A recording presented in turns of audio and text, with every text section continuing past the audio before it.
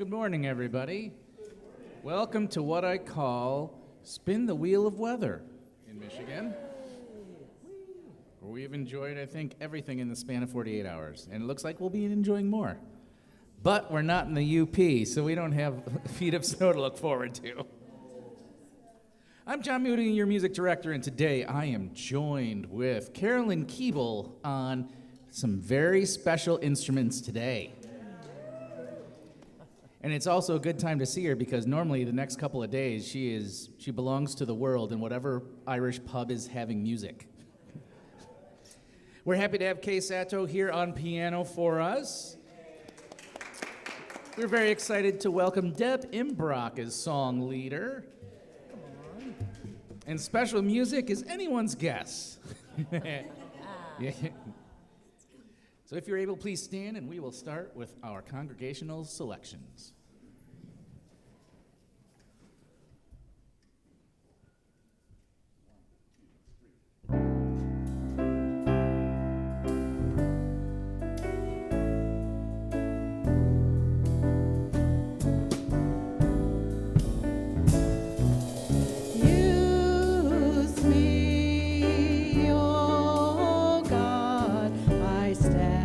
For you, and here all above.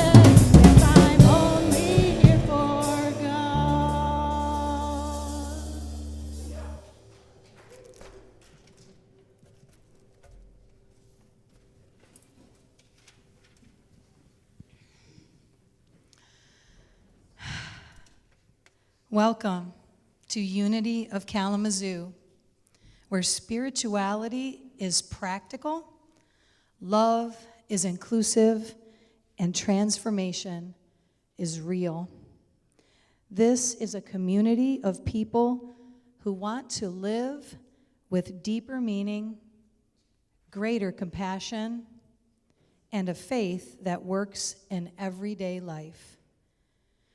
We gather to deepen our relationship with God as we understand God, to pray, to support one another, and to become a healing presence in the world. No matter who you are or where you are on your journey, you belong here. Let's take this moment to pause, to breathe, to arrive, and open ourselves to something good.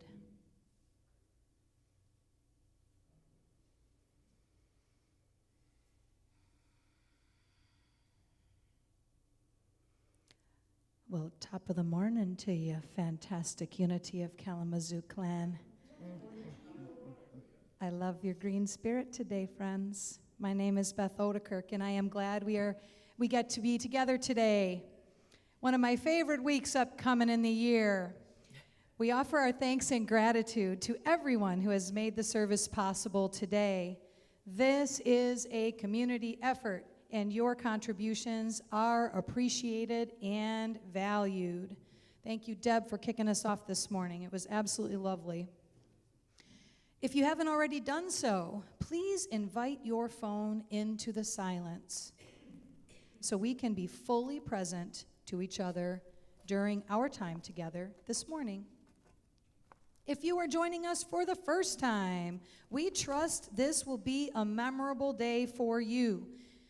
If you care to, please fill out our visitor's card. Somebody hold one up. Joe, you're always good for this. There's Joe up front, and here's the card. Awesome. Thank you, sir. In the pew pocket in front of you, and leave it with an usher at the welcome desk on your way out. That way, we can connect with you and share details of our weekly activities here and in the community. Now, let's ground ourselves in our service today by reading today's daily word. The daily word for Sunday, March 15th, 2026 is lively. I am lively, filled with awe and wonder. There is a glorious, unseen flow at the heart of all creation, moving in and through me. As I align with this sacred energy, I feel vibrantly alive. I imagine myself part of the great living whole. I am one with the trees, whose boughs sway in the March wind, with the mountains and hills echoing with ancient voices, with the waters trickling over stone. Even the quiet earth hums a sacred song. Today, I will listen more closely, breathe more deeply, and move with intention. Life is not separate from me. I am its expression. In harmony with its rhythm, the world begins to sing. I recognize its lively song is singing me too. For you shall go out in joy and be led back in peace. The mountains and the hills before you shall burst into song, and all the trees of the field shall clap their hands. Isaiah 55, verse 12. And now, John Moody will bless us with his special musical gifts. But first, Reverend John, a little leprechaun told me that there's some Irish in your family. Well, I'm proud of all the Irish blood that's in me, yes. Would you like to tell us about that? Glad you asked.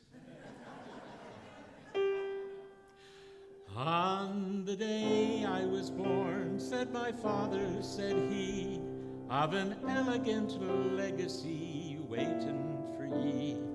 'Tis a rhyme for your lips and a tune for your heart, to sing whenever the world falls apart. Look, look, look to the rainbow, follow it over the hills and stream. Look, look, look to the rainbow, follow the fellow who follows a dream. 'Twas a sumptuous gift to bequeath to a child. Oh, the lure of that song kept my feet running wild. For you never grow old and you'll never stand still, with a whippoorwill singing beyond the next hill. If you know it, sing with me. Look, look, look to the rainbow, follow it over the hills and stream. Look, look, look to the rainbow, follow the fellow who follows a dream. So I bundled my heart and I roamed the world free, to the east with the lark and the west with the sea. And I searched all the world and I scanned all the skies, but found it at last at Unity of Kalamazoo. Look, look, look to the rainbow, follow it over the hills and stream. Look, look, look to the rainbow, follow the fellow who follows a dream.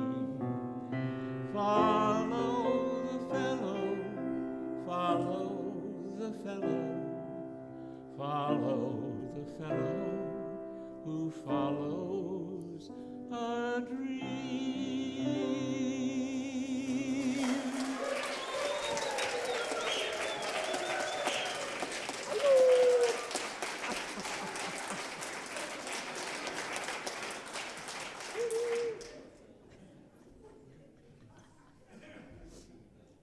Yeah, I know it's funny. It's okay. You can laugh.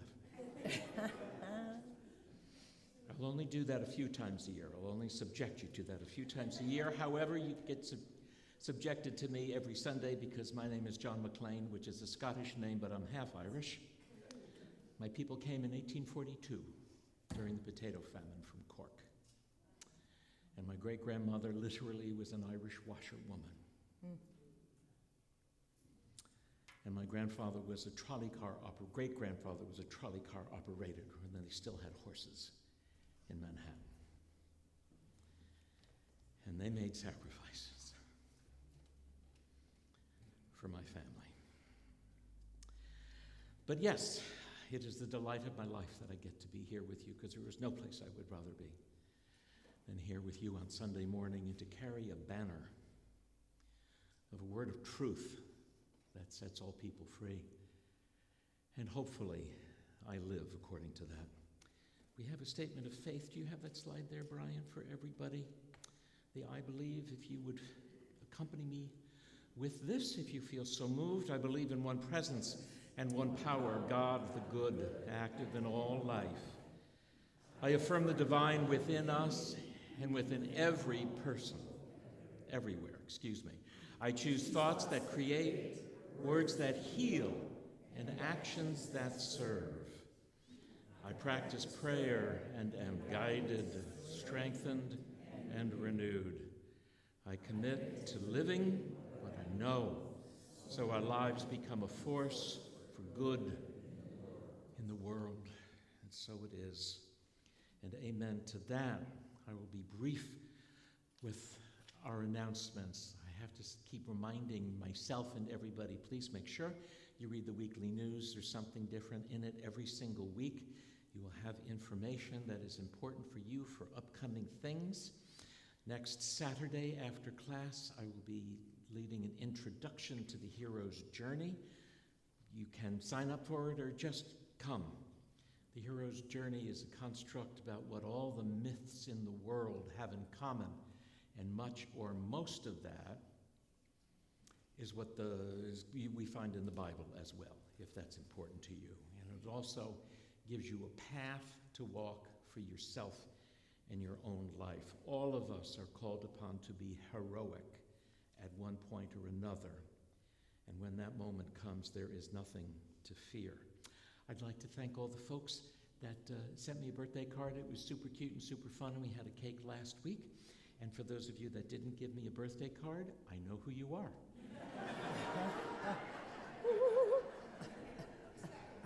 I went to Catholic school.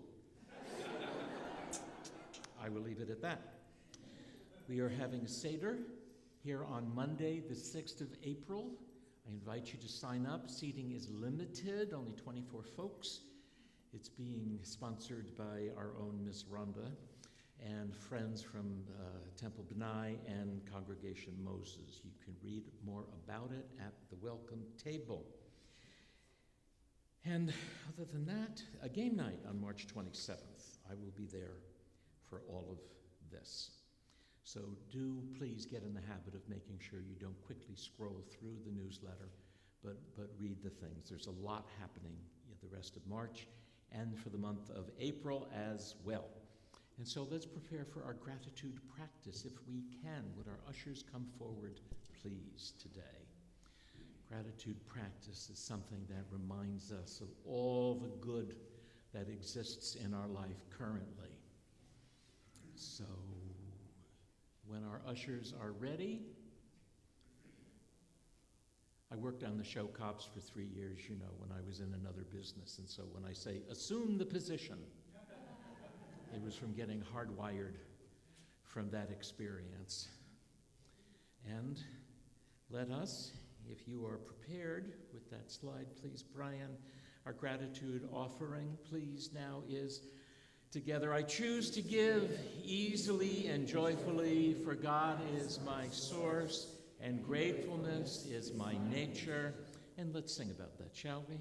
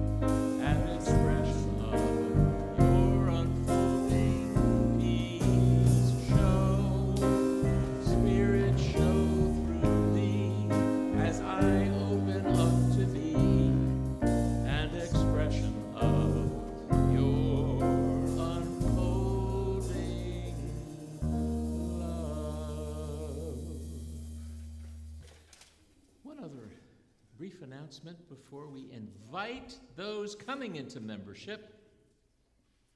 Unity of Kalamazoo today. But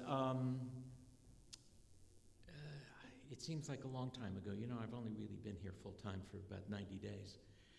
And maybe 6 weeks ago, I went to an event downtown about what to do, how we need to be prepared if ICE was in town. And there was a young man who was speaking there who touched my heart and blew me away. And happens to be the vice mayor of the city of California. Where am I? Kalamazoo. Kalamazoo, the vice mayor of the city of Kalamazoo, and his honor is here today, much to my surprise, and that's the Honorable Drew Duncan, who's sitting in the way back. So if you would welcome Drew Duncan. And since the Supreme Court has said we can no longer be pinged for talking about politics from the platform, I'm voting for him the next time he runs. He speaks a language of unity and compassion, and it's really, really touching to me, and I'm honored that you're here today. So if our members, our new members, would like to come forward and join us on the platform, don't be shy, for crying out loud. You all been here for decades.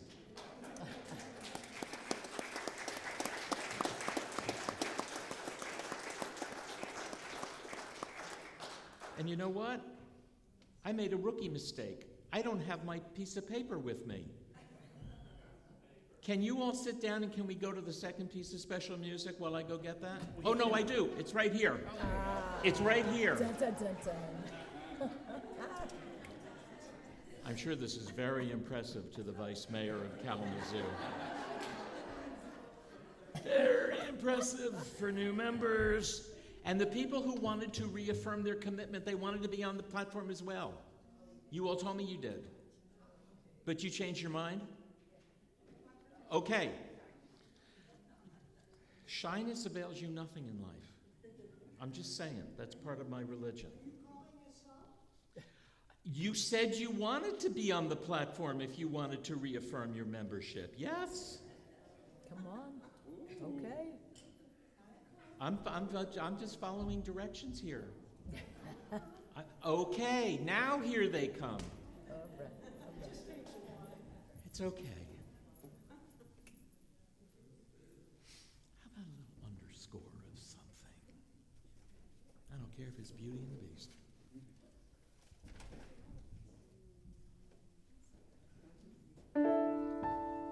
Here's something that I like to read when members come into membership. What is membership in the church?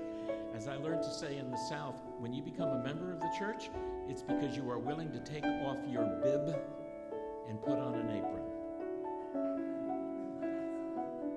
You are assuming responsibility for the well-being of this whole community.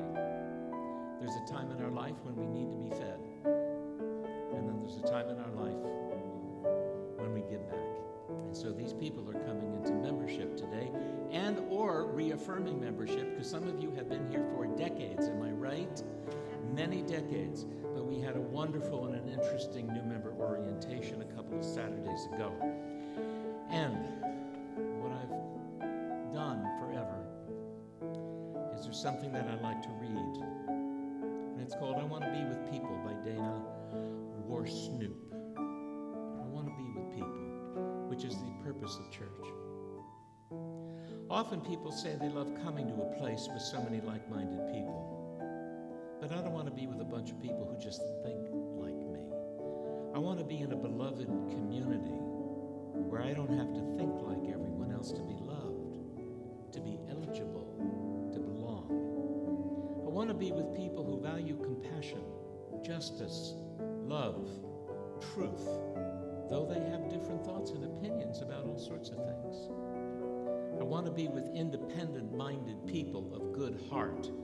I want to be with people who have many names or no name for God at all. I want to be with people who see me in my goodness and dignity, who also see my failings. You see my failings, you've seen them already, yes? Okay, I'm still here. But who still accept me. I want to be with people who feel their interconnectedness with all existence and let it guide their footfalls upon the earth. I want to be with people who see life as a paradox but don't always rush to resolve it. I want to be with people who are willing to walk the tightrope that is life and who will hold my hand as I walk mine. I want to be with people who let church call them into a different way of being in this world. I want to be with people who support, encourage, and even challenge each other to higher and more ethical living. And I want to be with people who inspire one another to follow the call of Spirit as it calls to them. I want to be with people who covenant to be honest, engaged, and kind, who strive to keep their promises and hold me accountable to the promises I make. I want to be with people who give of themselves and share their hearts and minds and gifts. I want to be with people who know that human community is often warm and generous, but sometimes challenging, yet always a grand adventure. In short, I want to be with people like you. I want to be with people like you. So coming into membership, evidently for the first time, even though we have been here for a long time, is Sarma, is Jeannie, is Mary Ann. I don't think Gail is not with us today, and Pat is not with us today, but Barb Marquis is with us today, and Susan Hernandez is with us today. And for the other folks who reaffirmed their pledge, I want to acknowledge Miss Renee, Bob Weir, Kim Varney, I saw you. Tina, are you? There you are, Tina.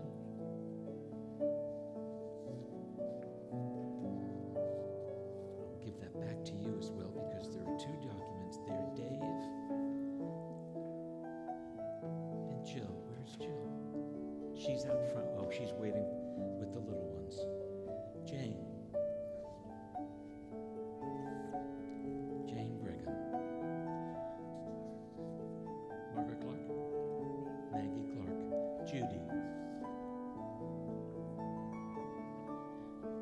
Miss Julie is in the back. I'm going to come down there and give you that myself. And Jeannie, this was yours. Sarma, you had this document as well that you signed, and Marianne, you had this document that you lovingly signed. Mr. Joe, you had this that you signed. And what a group of people, because you know, the kind of orientation that I did was different, I think, than anyone that you'd ever been given before. And I didn't scare them away. But these are times where I feel it's critically important to be on the record. And I can't tell you how inspired I get over and over again when people are willing to stand up and be on the record. So I know that we have this unity blessing that we all know how to sing except me. So would you be willing to stand up and sing this blessing with these people?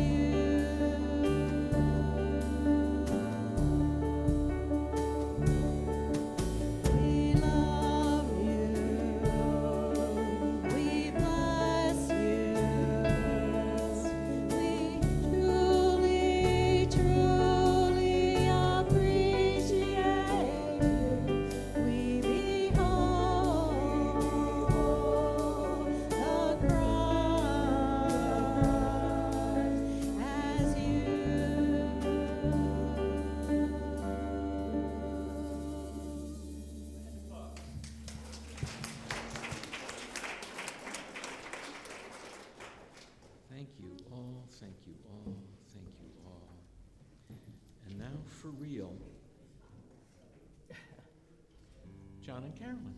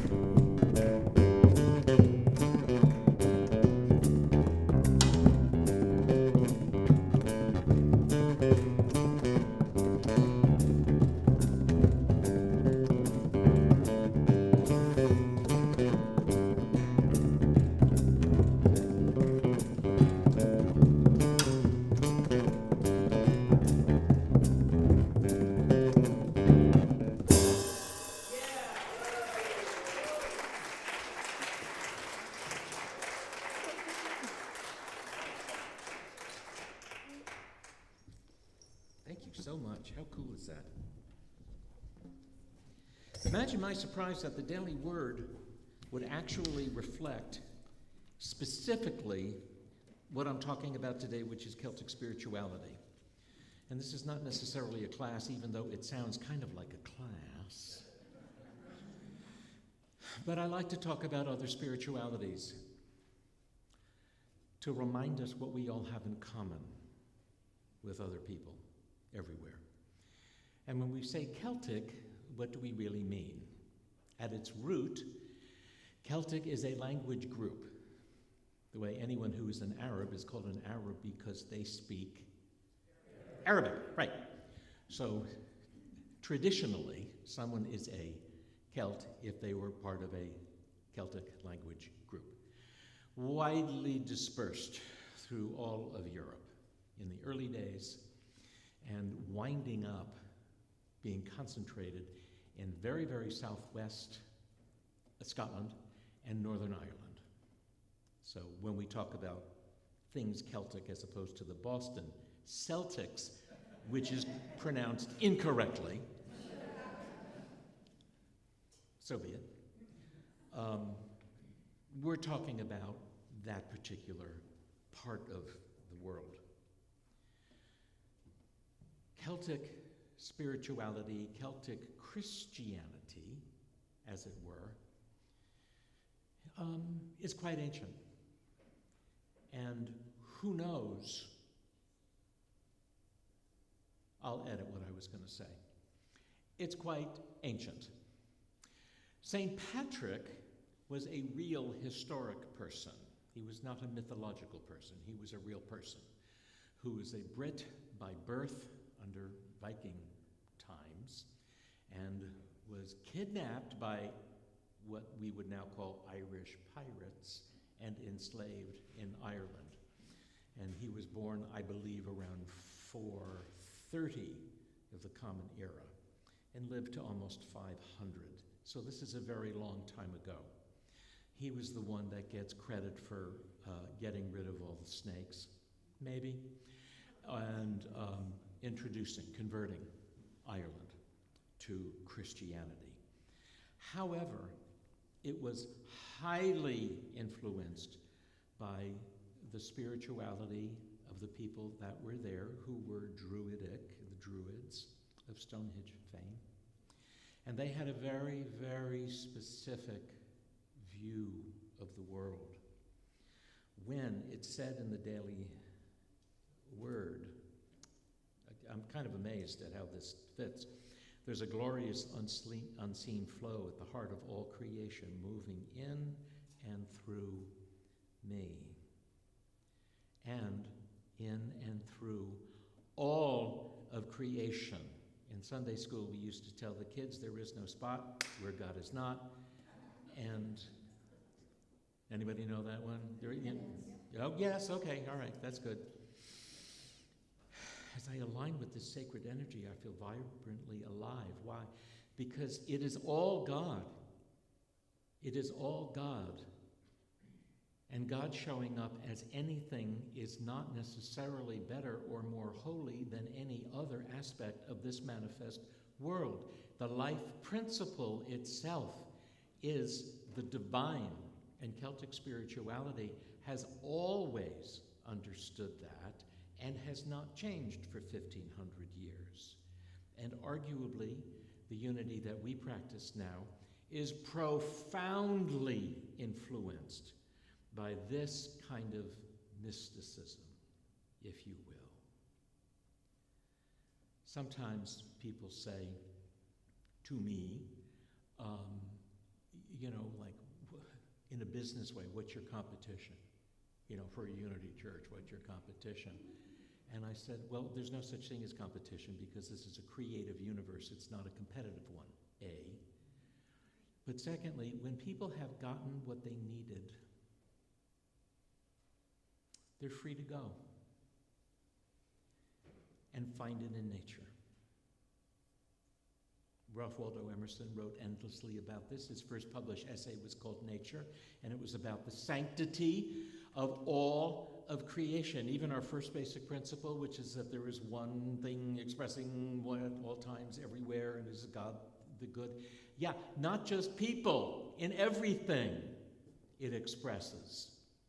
The life principle, life on this planet, life rises because of this principle, it is sustained because of this principle, and what is complete with this incarnation is subsumed back into the body of the ground of divine being. Very easy, only to what? Come back again and again and again.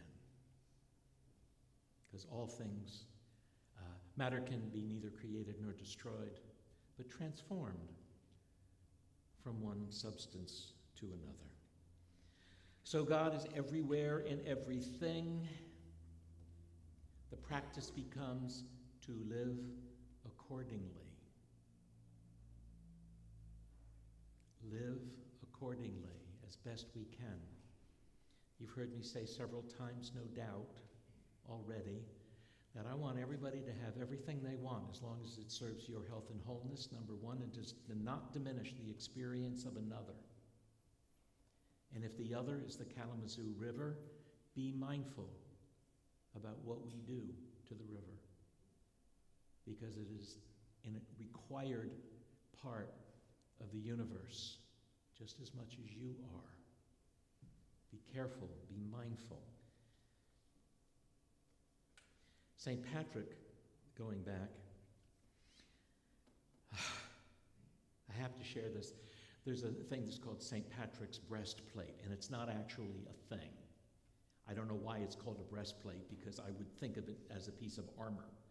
But St. Patrick's breastplate, it resides the prayers of St. Patrick, the teaching that he taught. Now, this is one part of St. Patrick's breastplate. That's a tongue twister, isn't it? Breastplate. Tell me if this sounds familiar to anybody in unity. St. Patrick begins by saying, I bind myself today to the power of God that guides me, the might of God that upholds me, the wisdom of God that teaches me, the eye of God that watches over me. Does this sound familiar to anybody? Amen? The ear of God that hears me, the word of God to give me speech, the hand of God that protects me, the way of God to prevent me, the shield of God to shelter me, and the host of God to defend me. I think that James Dillard Freeman might have been inspired by this and given us something to say in our time. We just sang the unity blessing, I behold the Christ in you, right? What does that mean? Well, we know, as we also say in Sunday school, Jesus Christ was not his last name. It's a quality of being. It's that part of the divine that is you, that animates you. It is a life principle. It is a pattern of perfection for you and your life. And St. Patrick in the year 500 says, Christ be with me, Christ before me, Christ behind me, Christ within me, Christ beneath me, Christ above me, Christ at my right, Christ at my left, Christ in the fort, my protection. Which shows what? A clear understanding that this quality of the possibility of perfection for all people is everywhere present if we would be aware of it. The other thing that's such an important part of Celtic spirituality is this habit of blessing. This is a little prayer book that I love that I've had for decades called Celtic Prayers from Iona, which is an ecumenical Christian community in southwest Scotland, where the Book of Kells started being created there, and then when there was another Viking raid in the year 700, the monks took what they had completed so far and they fled to Northern Ireland, which I think is so close a professional baseball pitcher could throw a baseball from Iona to Northern Ireland. It's not that far. But listen to this. I mean, this is so, it's not so unity. It's so perennial. It's so truth-based. It's what we have in common with all cultures everywhere, this being merely one small culture, but obviously highly important to unity. An opening prayer. Thanks be to you, God, that I've risen this day to the rising of this life itself. May it be a day of blessing. O God of every gift, a day of new beginning. Fill my soul. It's not asking for anything. It's saying, God, I need you to do this favor for me. Or God, I want this. Or make that person behave better. It's praising what is. The great Eric Butterworth's one takeaway teaching for me was always, let something good be said. Which is sort of a paraphrase, in all things give thanks. Not for all things, in all things give thanks. But let something good be said. Clearly, there is. Let's see what this one is. Another one. Oh God, who brought me here from the rest of last night to the new light of this day. Bring me in the new light, to the guiding light. Lead me on the journey of justice, on pathways of peace. Let me be a wellspring of grace.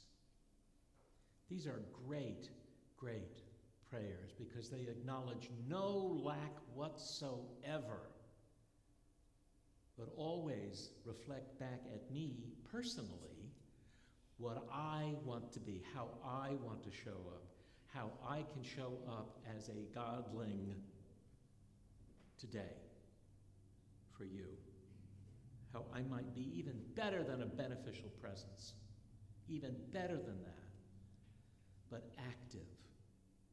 Very often when we say beneficial presence, that can be fairly benign.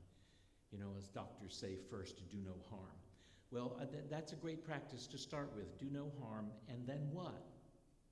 And then what?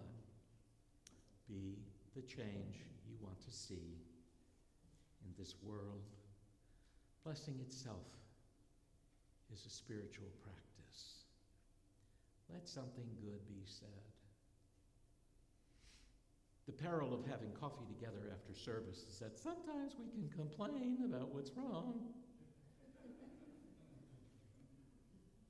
Years ago, I was on a plane, and very hip happening kid was sitting next to me, and I don't know, everything was going great, but we'd be sitting down, we're just taking off, and he says, "You want him to hear the worst travel story I've ever been through?" And I said, "No. Tell me the best travel story." And he sort of looked blankly, and I said, "I'll tell you one. One of my flights got canceled on the way back from Spain. I had to spend 2 days for free in Amsterdam. That is not an inconvenience. That's a gift." That's how you look at it, right? Well, I lost 2 whole days. If you lost 2 whole days in Amsterdam and you're a young man, I'm going to put you on my prayer list.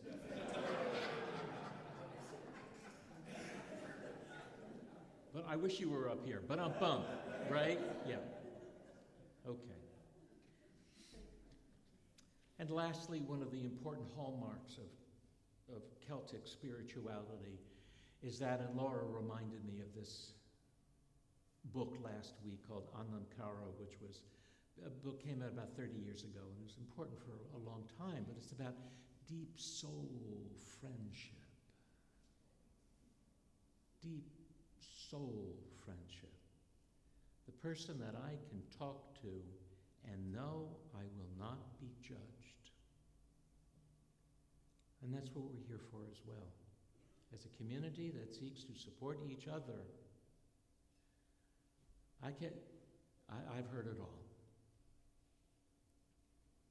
And I can tell you, there's no such thing as original sin. It has been done.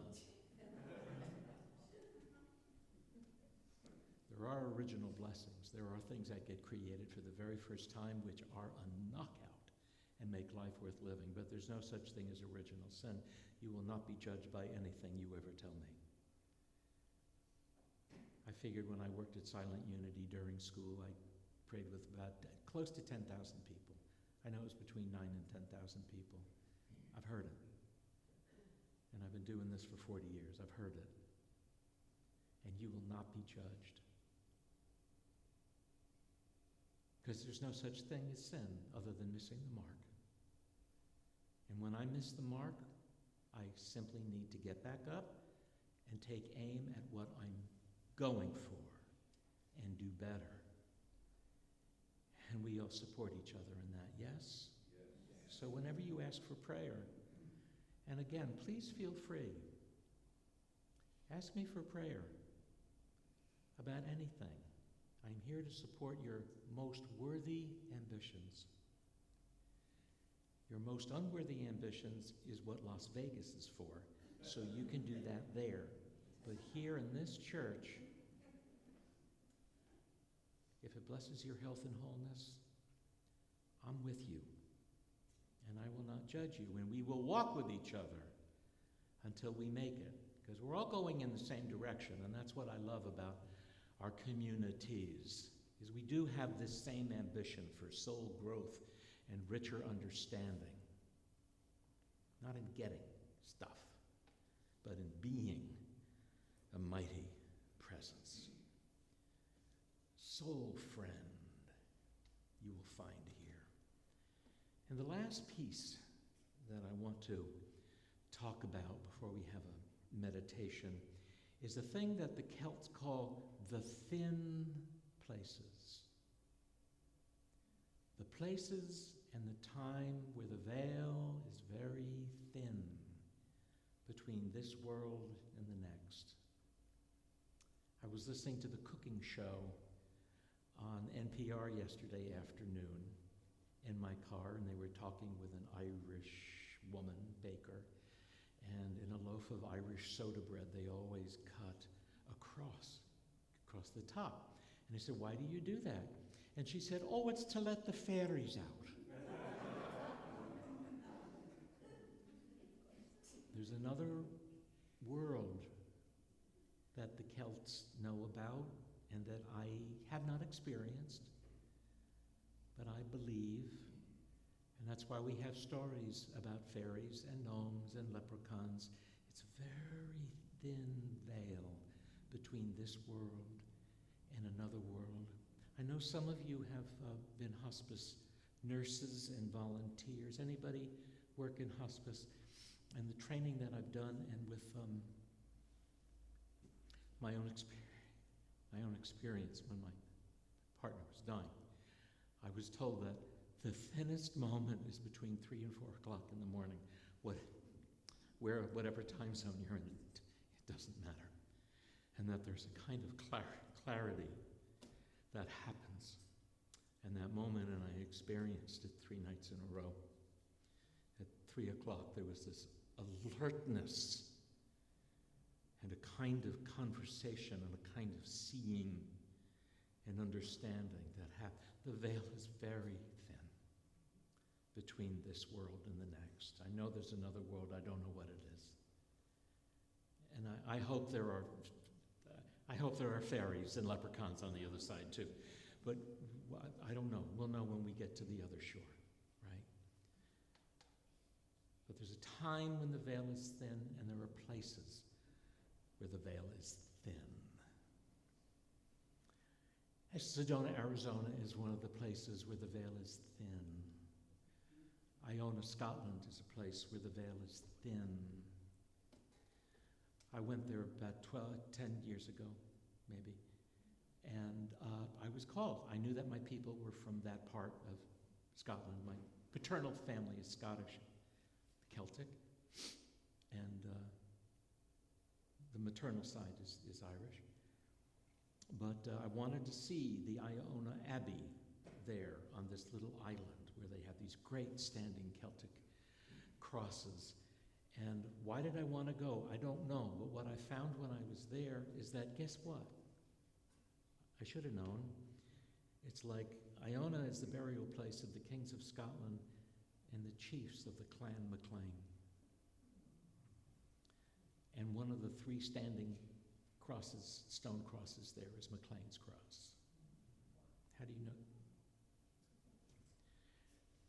Are there communications that happen? Are there things that draw us? If we are open to receive, we are open to receive, and that is in every aspect of the livingness. So the challenge is to have an experience of a thin place, but not to have to rely on that place to experience the divine. That is everywhere, all the time, in every tree outside your window, in every bird that comes to your feeder, in every song that is sung, and every loaf of bread that's baked. It's all God. And I invite myself, first and foremost, to act appropriately. Kay, would you join us up here as we prepare to have a quiet time together?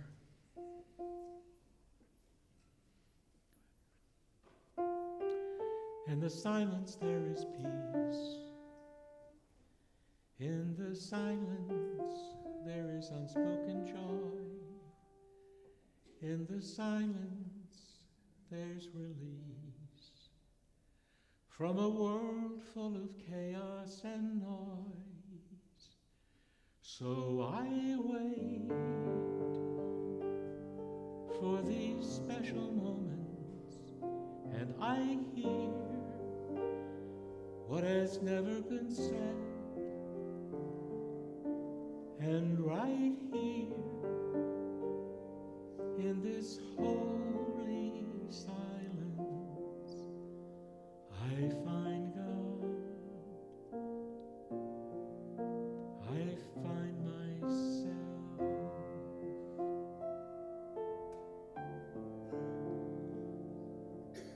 Breathe deep. Aim high. Choose peace. Those things that we become profoundly aware of at the thin places.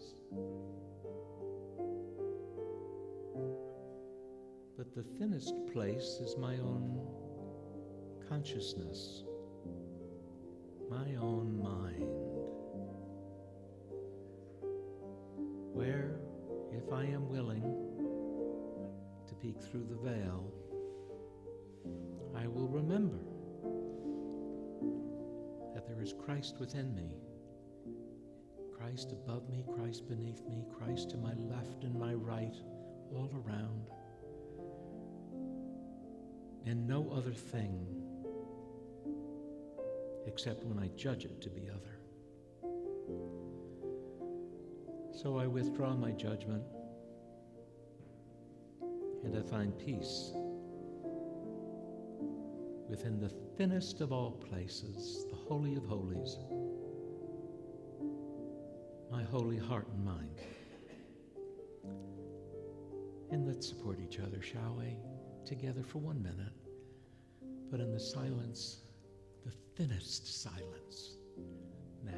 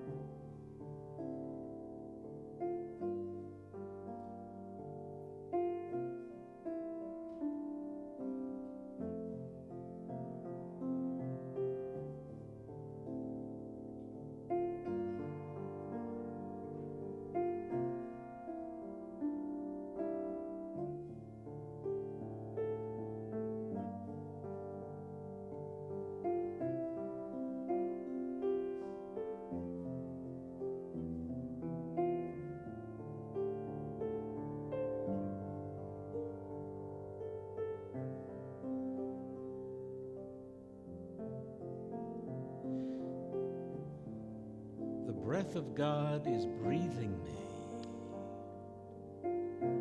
And in that breath, I know that all is well. The thinnest of all places, no matter what is going on in the world or in the effects of your daily life, it will always be true that all is well and life is good and that you're truly blessed. So breathe into that. Breathe in this breath of the divine and bring your attention back to this place right now.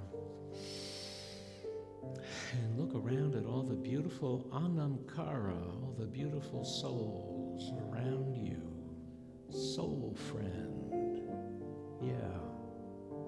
And I'll thank you for being here today. I know that simply by showing up, your presence really inspires other people. So not only is it an important step for us individually, but it blesses the whole community. So I'll thank you for that.